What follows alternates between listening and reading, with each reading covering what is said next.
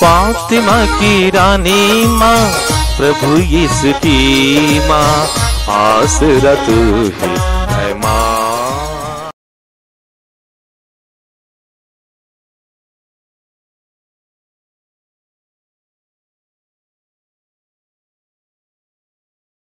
पहला पाठ नबी योनस का ग्रंथ, अध्याय 3, पद संख्याएं 1 से 10 तक।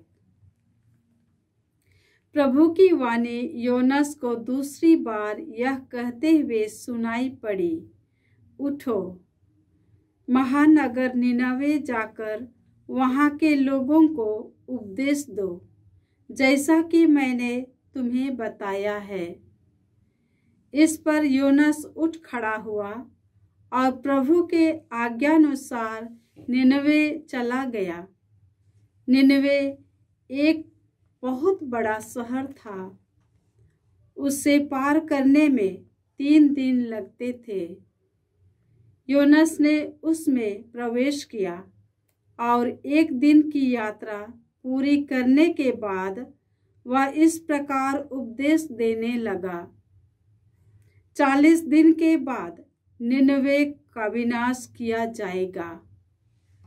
निनवे के लोगों ने ईश्वर की बात पर विश्वास किया। उन्होंने उपवास की घोषणा की और बड़ों से लेकर छोटों तक सबों ने टाट ओढ़ लिया। निनवे के राजा ने यह खबर सुनी। उसने अपना सिंहासन छोड़ दिया, अपने वस्त्र उतार कर टाट पहन लिया और वह राख पर बैठ गया। इसके बाद उसने निनवे में यह आदेश घोषित किया, यह राजा तथा उसके सामंतों का आदेश है, चाहे मनुष्य हो या पशु, गाय बैल हो या भेड़ बकरी, कोई भी ना तो खाएगा, ना चरेगा और न पानी पिएगा। सभी व्यक्ति टाट ओढ़कर पूरी शक्ति से ईश्वर की दुहाई देंगे। सभी अपना कुमार्ग तथा अपने हाथों से होने वाले हिंसात्मक कार्य छोड़ दे। क्या जाने ईश्वर द्रावित हो जाए, उसका क्रोध शांत हो जाए और हमारा विनाश ना हो। ईश्वर ने देखा कि वे क्या कर रहे हैं और किस प्रकार उन्होंने कुमार्ग छोड़ दिया है, तो वह द्रावित हो गया और उसने जिस विपत्ति की धमकी दी थी उसे उन पर नहीं आने दिया। प्रभु की वाणी। ईश्वर को धन्यवाद। भजन अनुवाक्य। हे ईश्वर, तू पश्चातापी दीनहीन हृदय का तिरस्कार नहीं करेगा। हे ईश्वर, तू पश्चातापी दीनहीन हृदय का तिरस्कार नहीं करेगा। हे ईश्वर, तू दयालु है, मुझ पर दया कर। तू दया सागर है, मेरा अपराध क्षमा कर। मेरी दुष्टता पूर्ण रूप से धो डाल, मुझ पापी को शुद्ध कर। अनुवाक्य। हे ईश्वर, तू पश्चातापी दीनहीन हृदय का तिरस्कार नहीं करेगा। हे ईश्वर, तू पश्चातापी दीनहीन हृदय का तिरस्कार नहीं करेगा। हे ईश्वर, मेरा हृदय फिर शुद्ध कर और मेरा मन सुदृढ़ बना। अपने सानिध्य से मुझे दूर न कर और अपने पवित्र आत्मा को मुझसे न हटा। अनुवाक्य। हे ईश्वर, तू पश्चातापी दीनहीन हृदय का तिरस्कार नहीं करेगा। हे ईश्वर, तू पश्चातापी दीनहीन हृदय का तिरस्कार नहीं करेगा। तू बलिदान से प्रसन्न नहीं होता। यदि मैं होम चढ़ाता तो तू उससे स्वीकार नहीं करता। मेरा पश्चाताप ही मेरा बलिदान होगा। तू पश्चातापी दीनहीन हृदय का तिरस्कार नहीं करेगा। अनुवाक्या, हे ईश्वर, तो पश्चातापी दीनहीन हृदय का तिरस्कार नहीं करेगा। हे ईश्वर, तू पश्चातापी दीनहीन हृदय का तिरस्कार नहीं करेगा। जय घोष। प्रभु कहता है, सारे हृदय से मेरे पास लौट आओ और मैं प्रेम पूर्वक तुम पर दया करूंगा। प्रभु आप लोगों के साथ हो और आपकी आत्मा के साथ। संत लूकास के अनुसार पवित्र सुसमाचार। हे प्रभु तेरी महिमा हो। अध्याय 11 पद संख्याएं 29 से 32 तक। भीड़ की भीड़ यीशु के चारों ओर उमड़ रही थी और वह कहने लगे, यह एक विधर्मी पीढ़ी है। यह एक चिन्ह मांगती है, परंतु नबी योनस के चिन्ह को छोड़ इसे कोई चिन्ह नहीं दिया जाएगा। जिस प्रकार योनस निनिवे निवासियों के लिए एक चिन्ह बन गया था, उसी प्रकार मानव पुत्र भी इस पीढ़ी के लिए एक चिन्ह बन जाएगा। न्याय के दिन दक्षिण की रानी इस पीढ़ी के लोगों के साथ जी उठेगी और इन्हें दोषी ठहराएगी, क्योंकि वह सुलेमान की प्रज्ञा सुनने के लिए पृथ्वी के सीमांतों से आई थी। और देखो, यहाँ वह है जो सुलेमान से भी महान है। न्याय के दिन निनिवे के लोग इस पीढ़ी के साथ जी उठेंगे और इसे दोषी ठहराएंगे, क्योंकि उन्होंने योनस का उपदेश सुनकर पश्चाताप किया था। और देखो, यहाँ वह है जो योनस से भी महान है। प्रभु का सुसमाचार। हे क्रिस्त तेरी स्तुति हो। क्रिस्त में प्रिय भाई और बहनों, आज का पहला पाठ नबी योनस के ग्रंथ से हैं। अध्याय 3 पद संख्याएं 1 से 10 तक। इसमें हमने सुना प्रभु की वाणी योनस को दूसरी बार यह कहते हुए सुनाई पड़ी, उठो, महानगर निनिवे जाकर वहाँ के लोगों को उपदेश दो, जैसा कि मैंने तुम्हें बताया है। पहली बार ईश्वर की आज्ञा उसने सुनी थी। इस ग्रंथ की शुरुआत में हम लोग इस प्रकार पढ़ते हैं, पहली बार ईश्वर ने योना को यह आदेश दिया था। प्रभु की वाणी अमित्य के पुत्र योनस को यह कहते हुए सुनाई पड़ी, उठो, महानगर निनिवे जाकर वहाँ के लोगों को डांटो, क्योंकि मैं उसकी बुराई को अनदेखा नहीं कर सकता। असूर देश की राजधानी थी और वे लोग गैर यहूदी थे, और यहूदी लोग समझते थे कि असूर के लोग बहुत क्रूर हैं और वे इस्राएलियों के दुश्मन हैं। इसलिए योना ने प्रभु के सामने से भागकर तर्शीश के लिए प्रस्थान किया। वह याफा पहुंचा और उसे वहां तर्शीश जाने वाला जहाज मिला। उसने किराया दिया और प्रभु के सामने से तर्शीश भागने के उद्देश्य से वह नाव पर सवार हो गया और नाव के निचले भाग में जाकर सो गया। समुद्र में भयंकर आंधी तूफान आया और मल्लाह ने प्रार्थना की। अंतिम में नबी योनस ने स्वीकार किया, मेरे कारण समुद्र में इतनी समस्या है। इस पर उन्होंने योनस को उठाकर समुद्र में फेंक दिया और समुद्र शांत हो गया।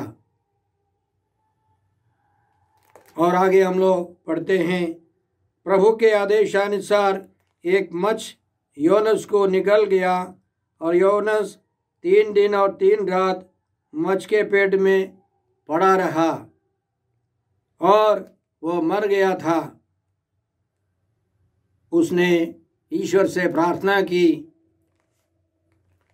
तो प्रभु ने मच्छ को आदेश दिया और उन्होंने योनस को तट पर उगल दिया।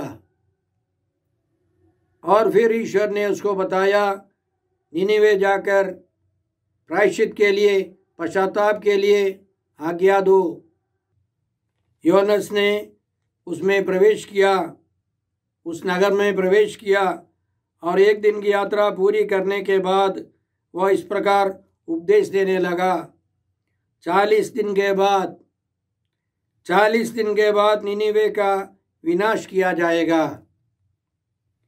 निनिवे के लोगों ने ईश्वर की बात पर विश्वास किया। उन्होंने उपवास की घोषणा की और बड़ों से लेकर छोटों तक सब ने टाट ओढ़ लिया। और वहाँ के राजा ने भी इसके बारे में सुना और उसने भी पश्चाताप किया और आदेश दिया कि निनिवे के सभी लोग और जानवर भी पश्चाताप करे, उपवास करे।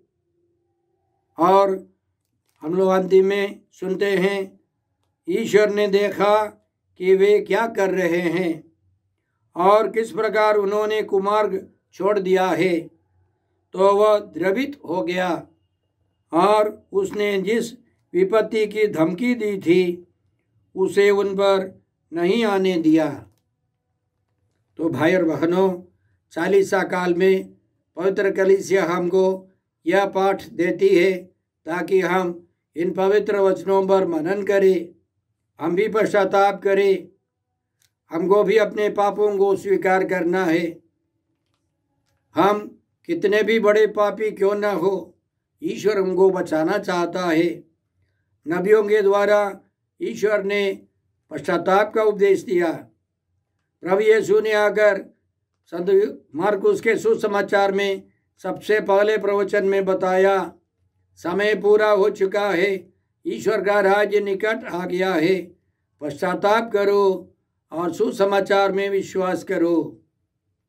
संत लूकास के सुसमाचार में हम लोग पढ़ते हैं, मत्ती के घर में प्रभु यीशु ने सबों के सामने घोषणा की, मैं धर्मियों को नहीं पापियों को पश्चाताप के लिए बुलाने आया हूँ।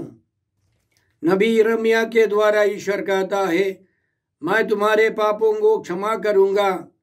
अध्याय 31 में ईश्वर का वादा है, मैं तुम्हारा पाप क्षमा करूँगा, मैं उसे याद भी नहीं रखूँगा। और प्रभु यीशु ने हम सबों को पाप क्षमा के लिए उपदेश दिया। तो हमारे जीवन में भी एक योनस आएगा। वह एक बीमारी होगी या एक संकट, एक समस्या, एक पीड़ा जिसके द्वारा हमको पश्चाताप करना है। हर समस्या के पीछे ईश्वर की वाणी है, पश्चाताप करो और सुसमाचार में विश्वास करो। हर दुख के पीछे बहुत सारी कृपाएं छिपी है, लेकिन हमें पश्चाताप करना है। पुराने व्यवस्था में सबसे अच्छा उदाहरण है अय्यूब। अय्यूब के ग्रंथ से हमको पता चलता है वो अच्छा व्यक्ति था। उस देश के सबसे अच्छे व्यक्तियों में सबसे अच्छा अय्यूब था और वह बहुत दुख संकट से गुजरने लगा। अंतिम में उसने ईश्वर के दर्शन किए और उसने पश्चाताप किया और ईश्वर ने उसे क्षमा कर और वरदानों से भर दिया। इस संदर्भ में हमें यह भी पूछना है कि आखिर निनेवे को क्या हो गया। अब निनेवे नगर नहीं है, शायद वर्तमान इराक में वह इलाका है, वह सब बर्बाद हो गया। इसीलिए कई पंडित लोग हमको समझाते हैं, उन्होंने पश्चाताप किया फिर बाद में फिर पाप में डूबने लगे। इसी तरह ईश्वर हमें चेतावनी देता है, हमें प्रतिदिन अपने पापों पर पश्चाताप करना है। प्रभु यीशु में विश्वास कर और भक्ति से उनमें विश्वास कर आगे बढ़ना है, पवित्र जीवन बिताना है। आज के सुसमाचार में हमने सुना कि यीशु के ज़माने की भीड़ ही एक चिन्ह मांग रही थी और यीशु ने उन लोगों को इस प्रकार समझाया, नबी योनस के चिन्ह को छोड़ इसे और कोई चिन्ह नहीं दिया जाएगा। और यीशु कहते हैं, योनस मछ के पेट में 3 दिन और 3 रात रहा और उसी तरह प्रभु यीशु मरने के बाद पृथ्वी के पेट में 3 दिन और 3 रात रहेंगे और वे पुनर्जीवित हो जाएंगे। नबी योनस के ग्रंथ अध्याय 2 में हम लोग इस प्रकार पढ़ते हैं, योनस ने मछ के पेट से ही प्रभु अपने ईश्वर से प्रार्थना की। उसने कहा, मैंने अपने संकट में प्रभु की दुहाई दी और उसने मेरी प्रार्थना स्वीकार कर ली। मैंने अधोलोक में से तुझे पुकारा और तूने मेरी सुनी। बाइबल की मूल भाषा में अधोलोक का मतलब है मरने के बाद मनुष्य लोग पहुंचने वाला स्थान। इसका मतलब योनस मर गया था और मरने के बाद उसने ईश्वर से प्रार्थना की और ईश्वर ने उसको नया जीवन दिया और ईश्वर के आदेश के अनुसार मछ ने उसको बाहर कर दिया, उगल दिया। और उसी तरह प्रभु यीशु भी मर करके जी उठे हैं।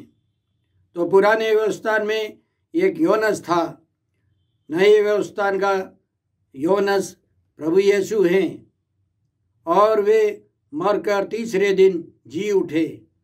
यह सबसे बड़ा चिन्ह है। और प्रभु यीशु अपने बारे में यह भी कहते हैं, यह वह है जो सुलेमान से भी महान है। सुलेमान, दाऊद के पुत्र सुलेमान ने मंदिर बनवाया था। पहली बार यरूशलेम मंदिर बनवाने वाला सुलेमान था, राजा सुलेमान। और प्रभु यीशु के बारे में हम पढ़ते हैं कि संत योसेफ ने यीशु को अपना लिया, गोद लिया। संत योसेफ दाऊद के गोत्र का सदस्य था और इसीलिए हम लोग पढ़ते हैं संत मार्कुस के सुसमाचार अध्याय 10 में एक अंधा भिखारी यीशु के बारे में आवाज़ सुनकर जोर जोर से पुकारा, यीशु दाऊद के पुत्र मुझ पर दया कीजिए, यीशु दाऊद के पुत्र मुझ पर दया कीजिए। संत मत्ती के सुसमाचार अध्याय 16 पद संख्या 18 में हम लोग इस प्रकार देखते हैं, यीशु कहते हैं पेतरुस से, मैं तुमसे कहता हूँ कि तुम पेतरुस अर्थात चट्टान हो और इस चट्टान पर मैं अपनी कलीसिया बनाऊंगा और अधोलोक के फाटक इसके सामने टिक नहीं पाएंगे। सुलेमान ने सबसे पहले मंदिर बनवाया था, बहुत सुंदर मंदिर और उस जमाने के सबसे सुंदर इमारत। और हम जानते हैं 70 ईस्वी में रोमी सैनिकों ने आकर उस मंदिर को पूर्ण रूप से बर्बाद कर दिया। लेकिन प्रभु यीशु सबसे सुंदर, सबसे महान मंदिर बनाने के लिए आए हैं, वह पवित्र कलीसिया है। क्योंकि सुलेमान का मंदिर तोड़ देने के बाद भी प्रभु यीशु का मंदिर बढ़ता रहा है और बढ़ रहा है। तो सुलेमान एक प्रतीक था, दाऊद के पुत्र। वास्तव में यीशु उस गिरजाघर को बनाने के लिए आए हैं, उस मंदिर को बनाने के लिए आए हैं जिस पर शैतान टिक नहीं सकता है। ईश्वर सबों को बचाना चाहता है। इसलिए पुनर्जीवित यीशु ने संत मत्ती के सुसमाचार के अंतिम में इस प्रकार आदेश दिया, मुझे स्वर्ग में और पृथ्वी पर पूरा अधिकार मिला है, इसलिए तुम लोग जाकर सब राष्ट्रों को शिष्य बनाओ और उन्हें पिता, पुत्र और पवित्र आत्मा के नाम पर बपतिस्मा दो। और पुनर्जीवित यीशु स्वर्ग जाने के पहले इस प्रकार आदेश देकर चले गए, पवित्र आत्मा तुम लोगों पर उतरेगा और तुम्हें सामर्थ्य प्रदान करेगा और तुम लोग यरूशलेम, सारी यहूदिया और समारिया में तथा पृथ्वी के अंतिम छोर तक मेरे साक्षी होगे। यीशु के जीवन काल में भी उन्होंने समारिया के लोगों को सुसमाचार सुनाया था, वहाँ चिन्ह और चमत्कार किए थे। अब पूर्ण रूप से यीशु अधिकार देकर अपने शिष्यों को भेजते हैं। तो इस 40 काल में हमको इन पवित्र वचनों पर मनन करना है, अपने पापों पर पश्चाताप करना है, प्रायश्चित करना है, अच्छी तरह पाप स्वीकार कर योग्य रीति से परम प्रसाद ग्रहण करना है। साथ साथ नबी योनस के समान हम लोग भी प्रभु यीशु के सुसमाचार दूसरों को सुनाने के लिए तत्पर रहें। आइए हम प्रार्थना करते हैं। हे अब्बा पिता, हे प्रभु यीशु, हे पवित्र आत्मा ईश्वर, आज के सारे पवित्र वचनों के लिए हम तुझे धन्यवाद देते हैं और प्रार्थना करते हैं कि हम अपने पापों पर पश्चाताप कर प्रभु यीशु में विश्वास कर और उस विश्वास को दूसरों के सामने प्रकट कर सके। हमें प्रार्थना करते हैं प्रभु क्रिस्त के द्वारा। हमारे प्रभु यीशु क्रिस्त की कृपा, ईश्वर का प्रेम और पवित्र आत्मा का साहचर्य आप सबों को प्राप्त हो। आमीन।